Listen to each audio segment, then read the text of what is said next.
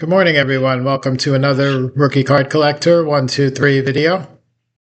In today's episode, we are going to take a look at the 10 top cards, early cards, as well as low population cards for one of the National Baseball Hall of Famers. And today's subject is going to be Max Carey. Carey was a great outfielder for the Pittsburgh Pirates. Began his career right around 1910 and would star for them through the 19-teens and into the 1920s. So the first earliest collectible, Major League Baseball collectible that Carey appears on is actually the 1911 Helmar stamps. These are cataloged as T as in Tom, 332 in the American card catalog. And as I said, they are actually stamps, they're not cards. So for my definition, they would not meet the criteria for a true rookie card, but they would be the earliest Max Carey MLB collectible, and much tougher to find than the Max Carey rookie card, which I'm going to cover next. But these Helmar stamps are quite difficult to track down. There's a bunch of Hall of Famers in there. Carey, being his earliest appearance, is one of the highlights from this set. And they are gradable. PSA, SGC have both graded them. Population numbers are quite low, though.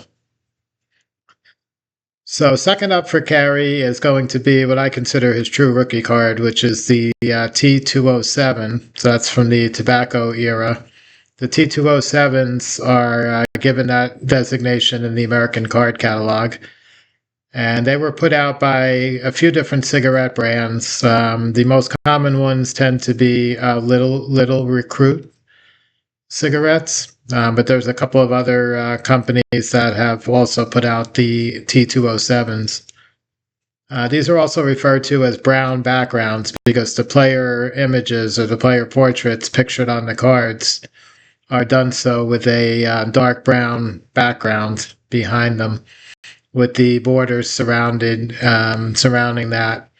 And the back of the card has a brief bio information on the player, the tobacco advertising for the cigarette companies such as Little Recruit or one of the other companies.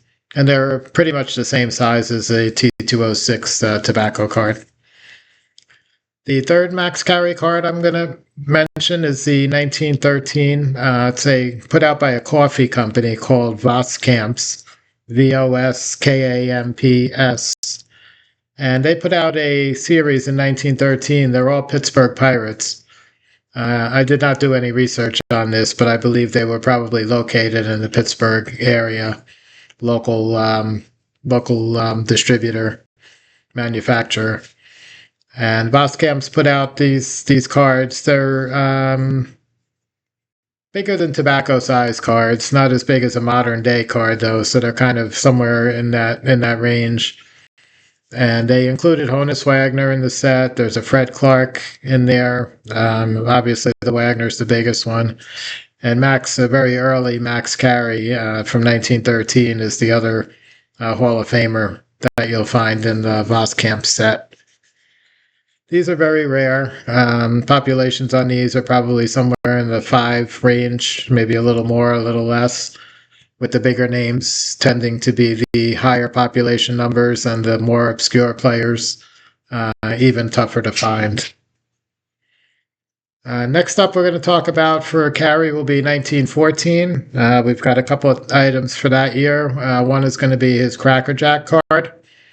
And of course the same Max Carey image was used on the 14 Cracker Jack as well as the 1915. The 14s were only included in the Cracker Jack caramel popcorn boxes, whereas the 15s were included in the boxes as well. But you could also mail away for a complete set of the 1915s, and those tend to be in much better condition than the 1914s, for the obvious reason it was not included in the caramel popcorn packaging. The other 1914 option for Carey would be, it's called or cataloged as a B18 blanket. It's actually made out of like a felt material. And these came in pouches of chewing tobacco, and they were wrapped around the pouch of tobacco. So oftentimes, especially on the back, you'll find the brownish staining from the tobacco. And these were oftentimes sewn together and made blankets out of smaller squares that are roughly about 4 inches, 4.5 inches square all the way around. And you could combine those and make a blanket out of it, which is what happens sometimes. That's how they ended up being referred to as B18 blankets and not just the B18 card catalog number. So Carey appears in there. Most of those have different color variations, color combinations, where the base paths and the background were one color, and the pennants, which indicated the team that the player played for, would be in a different color. And there was, like I said, different combinations for different players. So there's some different variations out there on these B18 blankets. Next up, we're going to talk about is 1916. So we've got Ferguson Bakery pennants, kind of similar to the B18 blankets. These pennants are made out of like a felt cloth material. And they have a real photograph, a small photograph, which matches the M101-4, M101-5 set photographs from these players that appeared on both the Sporting News set as well as the pennants. Same photo was used for each. And these small photos were mounted on this felt material, and then including the team name. They came in multicolors. There was various different colors used for each player. And these are very tough to find. They're called Ferguson Bakery pennants, 1916. Also from 1916, the other issue, as I just mentioned, was going to be the Sporting News. Those were put out, cataloged as M101-5. A second series was put out later in 1916, and that one's cataloged as M101-4. Many of the images from both of those sets are identical. Some of them have different card numbers for different players, but they were 200 card sets. Two distinctly different releases. And these were photos were all taken by Felix Mendelssohn, who was a major photographer of that era. Next one we're going to look at is we're going to move to 1917 now. And we have, there's actually 4 different sets in 1917. They all share the same images on the front of the card, and the only difference being the advertising on the back of the cards. And those 4 sets are the Boston Store, the Collins McCarthy, the Standard Biscuit, and the Wheel Baking. All 4 of them very tough to find. Carey appears in all 4 of these. And the toughest to find is going to be usually the Wheel Baking. The easiest tends to be the Collins McCarthy.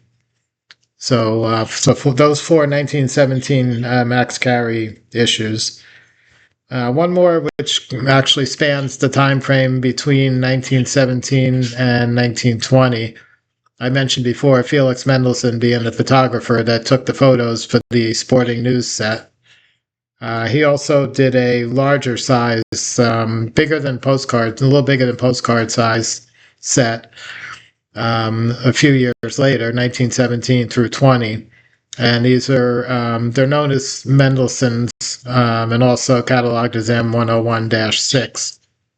And Max Carey appears in there. These are really nice. Most of them are full-length body poses and some in-action shots as well. A lot of unique poses in that Mendelssohn set. And the last card, number 10, we're going to talk about for Max Carey is going to be his W514, which is one of the more popular strip card sets from the early 1920s. It was originally cataloged as 1919 to 21. and has since been revised to 1920 to 21. It is not believed that any were issued in 1919. And like I said, those came in strips of 10 cards, I believe. They were horizontal strips and meant to be separated in between on the lines in between each player. If you have the lines still visible on your card, you can submit it for grading, get a numerical grade. If the lines are trimmed too tightly and cropped too much down to the central image, the grading company will just give it authentic, not a numerical grade, for those that are interested in the grading aspect of these strip cards. So that's going to wrap up today's episode on Max Carey. Interesting Hall of Famer, one of the early Pirates superstars, and popular amongst quite a few collectors, actually. So I hope you enjoyed today's video. Have a great day, and I'll catch you guys again on the next one.